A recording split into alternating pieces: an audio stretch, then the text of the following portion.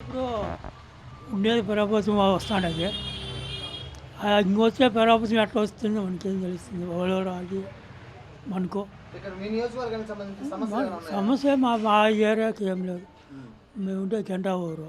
ఆ, మాకుండే నేల సమస్య జాస్తి, ఇంకేం సమస్యలే మాకు లేదు. ఆ, నేల సమస్య ఒకటే మాకు ఆ. ఆ ఏరియాకు. నెక్స్ట్ ఇక్కడ నుంచి అమర్నాథ్ రెడ్డి గారు పోటీ చేస్తున్నారు. చేస్తున్నాడు ఆయన పర్వాలేదు, ముందు నిలిచినాడు కదా, పర్వాలేదు. ఇప్పుడు ఆయన గెలిచే ఛాన్స్ ఉందంట ఇక్కడ. ఇట్లా అట్లా రెండు పక్కల ఉన్నాయి, చెప్పేకేయలేదు మనం. రెండు సైడ్ నుంచి రెండు ఎవరు? ఎవరు మనం చెప్పలేము. ఇప్పుడు మీరు ఒక సామాన్యుడు ఎన్నో సంవత్సరాల నుంచి పని చేస్తున్నారు.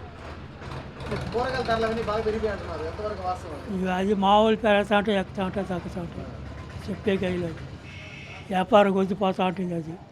ఒక వారం ఒక డౌన్ అయిపోవచ్చు, నెక్స్ట్ వారం బాగా ఎక్కచ్చు. అది వ్యాపారాలు పట్టిపోతుంది. ఈసారి ముఖ్యమంత్రి ఎవరు అవ్వచ్చు అనుకుంటున్నారు? ఈ తూరు వస్తే చంద్రబాబు రావు వస్తుంది. చంద్రబాబు రావచ్చు అనుకుంటున్నారు. ఎందువల్ల అంటారు?